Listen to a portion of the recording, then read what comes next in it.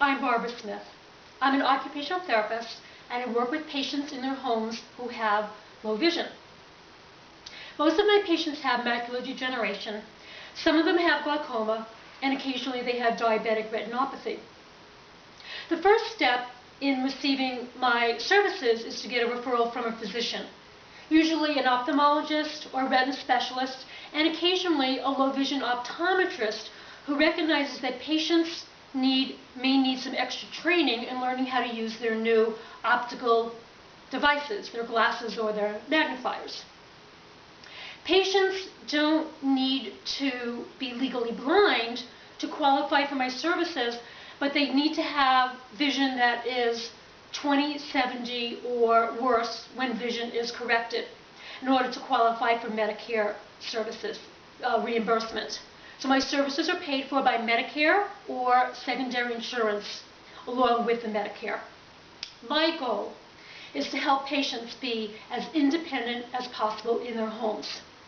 And that begins with me asking them what activities of daily living are they having difficulty with, whether it's cooking, reading, seeing the television, choosing their clothing, finding their toothpaste. I begin services with an evaluation. I look at home safety. I look at lighting. What type of lighting can they use that would improve that situation? Glare, ways to reduce glare, ways to improve color contrast. So for example, I might recommend that they paint the step outside their door on the edge of the step, paint it red so they can see where that edge is. Or I might recommend using a black cup when pouring milk or a white cup when pouring black coffee so that color contrast will help them more easily see the liquid as it rises up in the cup. A big part of my job is showing the patient lots of different types of adaptive equipment, such as some of the materials that you see here, and I'm going to quickly show you all of these different pieces of adaptive equipment. I give the patient catalogs and I tell them about low vision stores and other stores where they can purchase these pieces of equipment that will make them more functional in their home.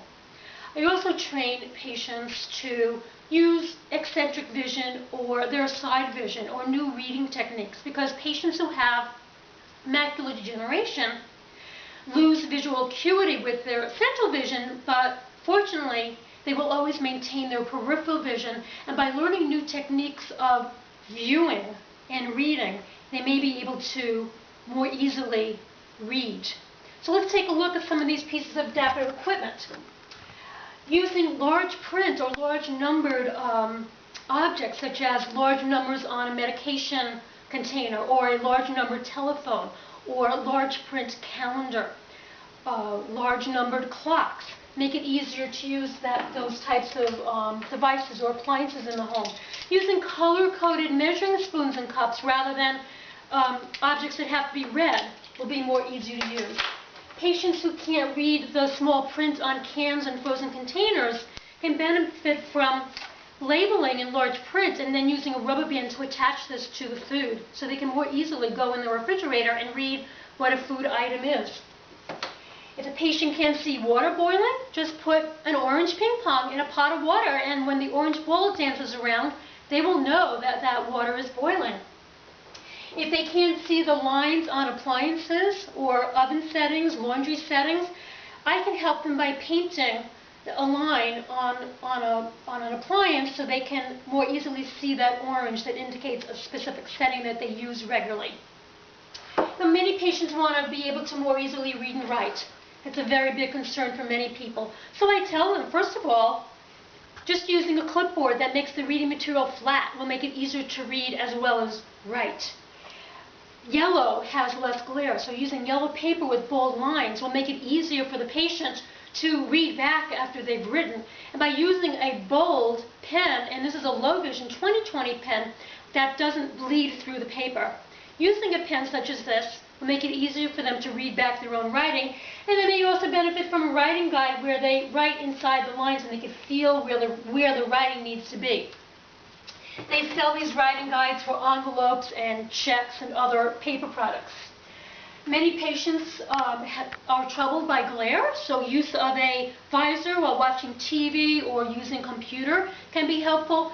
And patients may use these filters called Noir filters, N-O-I-R. They fit over the glasses.